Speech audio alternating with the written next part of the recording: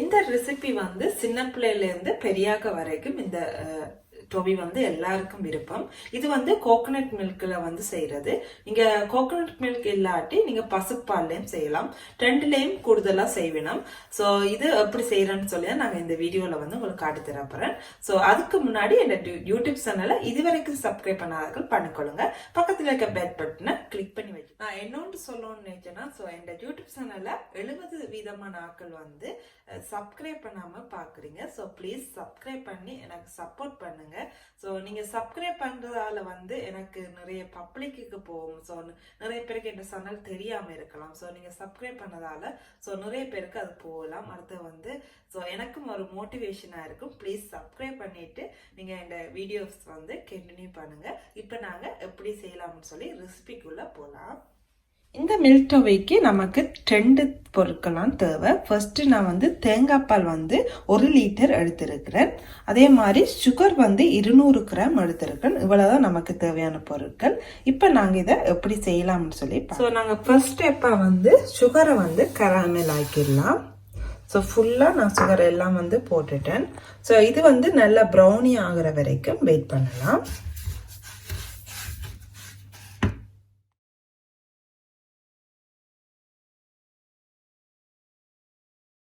இப்போ பார்த்தீங்கன்னா உங்களுக்கு இந்த சுகர் வந்து நல்லா ப்ரௌனி ஆகுது. ஸோ ஃபுல்லாக உங்களுக்கு ப்ரௌன் ஆகணும்.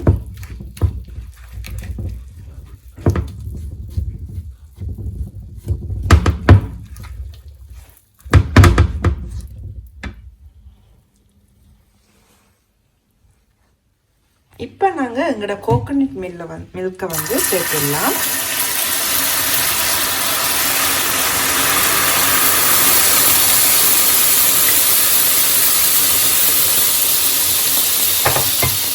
உங்களுக்கு இந்த சுகர் எல்லாம் இந்த கோகனட் மில்கோட சேர்ந்து நல்லா உங்களுக்கு திக் ஆகணும். அது வரைக்கும் இப்படியே காய்ச்சிட்டே இருக்கும். நீங்க இவ்வளவுதான் ஸ்டெப்பு. இனி வந்து நீங்க இதை காய்ச்சறது மட்டும்தான் உங்களுக்கு வேலை. குயிக்க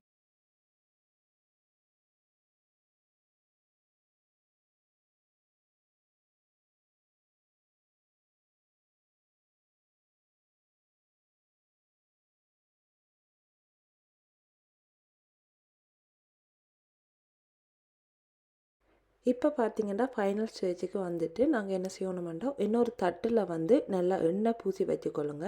அப்போ தான் உங்களுக்கு அந்த ஒட்டாமல் வரும். எண்ணெய் பூசாட்டியும் பிரச்சனை இல்லை. இந்த கோகோனட் டொபியில் வந்து கொஞ்சம் எண்ணெய் விடும். அது வந்து அந்த தட்டில் கீழே பட்டு ஸோ உங்களுக்கு டொபி வந்து ஒட்டாமல் கிடைக்கும். இப்படி ஒரு தட்டையான தட்டில் வந்து ஃபர்ஸ்ட் எல்லாத்தையும் ஊற்றிட்டு நீங்கள் ஆற வச்சுடுங்க. அதுக்கப்புறம் வந்து நாங்கள் டொபி வந்து பேக் பண்ணிடலாம்.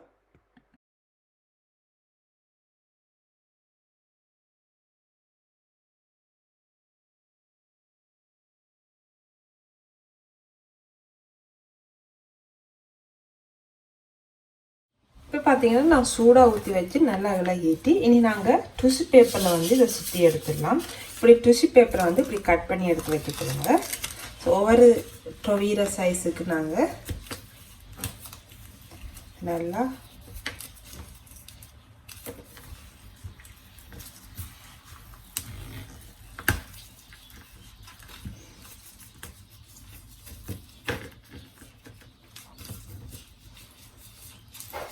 இப்படி நீங்கள் சேவ் பண்ணிவிட்டு தேங்காய் எண்ணெயிலே உங்களுக்கு ஒட்டாமல் வரும். இதை வழியாக சேவ் பண்ணிங்கன்னா ஷைனிங்காக அந்த டொவீர சேப்புக்கு உங்களுக்கு வரும். ஸோ பிறகு இதை டிஷ்யூ பேப்பரில் வச்சு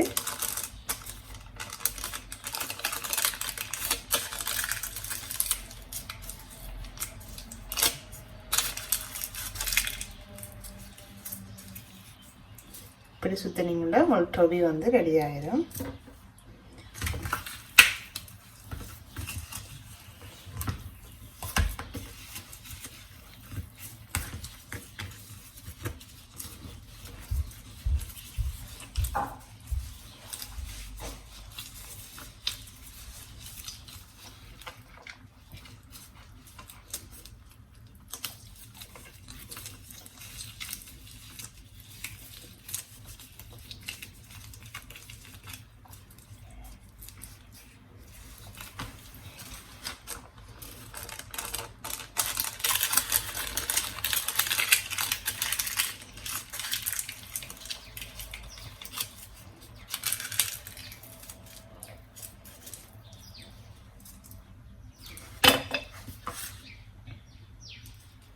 இப்போ நான் வந்து இப்படி எல்லாத்தையும் செய்ய போகிறேன். இதே ஷேப்பில் நீங்கள் சின்னனா செய்யலாம், இல்லாட்டி வட்டமாக செய்யலாம்.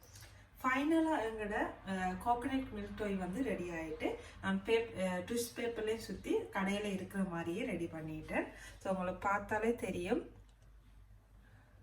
ஸோ சூப்பராக இருக்குது. ஸோ நாங்கள் இப்போ எப்படி இருக்குன்னு சொல்லி டேஸ்ட் பண்ணி பார்க்கலாம். நானே இப்படி டிஷ்யூ பேப்பரில் சுற்றுறேன்னா உங்களுக்கு ஸ்டோர் பண்ணி வைக்கிறதுக்கு ஈஸியாக இருக்கும். நீங்கள் ஒன்றோட எல்லாம் சேர்த்து வச்சிங்கன்னா உங்களுக்கு பிறகு கொஞ்சம் இறுக்கமாயிடும். அப்புறம் நீங்கள் கட் பண்ணி எடுக்கிறது கொஞ்சம் கஷ்டமாக இருக்கும். இப்படி நீங்கள் செஞ்சு வச்சிங்கன்னா நீங்கள் தேவையான நேரம் ஒவ்வொரு ஸ்டுக்கு எடுத்து சாப்பிட ஈஸியாக இருக்கும். இப்போ இந்த டோய் வந்து நாங்கள் எப்படி இருக்குன்னு சொல்லி சாப்பிட்டு பார்க்கலாம். கடையில் வாங்கின மாதிரியே ஃபீலிங் இருக்கு எனக்கு.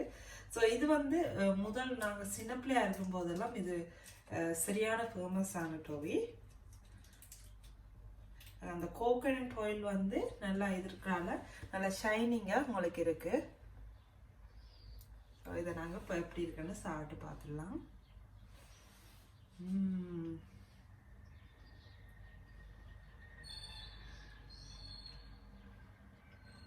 உண்மையிலே சூப்பராக இருக்குது. இந்த சப்பும் போது நல்லா உண்மையிலே நல்லா டேஸ்டியாக இருக்குது. என்னன்னு சொல்கிற அந்த வாய்க்கு போட்டோன்னே கதைக்கு இல்லாத அளவு இருக்குது. அவ்வளவு அந்த டேஸ்டி. அடுத்து வந்து இடுபடுற தன்மை. அந்த கோகனட் வந்து எப்பயும் உங்களுக்கு இறுக்கமாக்காது, கொஞ்சம் லூசியாக இருக்கும். அதாவது நீங்கள் வேற டொபிகள் சாப்பிட்ற மாதிரி மாத்தன்மையாக இருக்காது, கொஞ்சம் இழுபடுற மாதிரி இருக்கும், கொஞ்சம் இன்ட்ரெஸ்டிங்காகவும் இருக்கும். நார்மலாக நாங்கள் சாப்பிட்றதெல்லாம் கரைஞ்சிடும். இது கொஞ்சம் நேரம் எங்களோட வாயில் வந்து மெல்ட் ஆகி அது கொஞ்சம் கொஞ்சமாக தான் உங்களுக்கு கரையும்.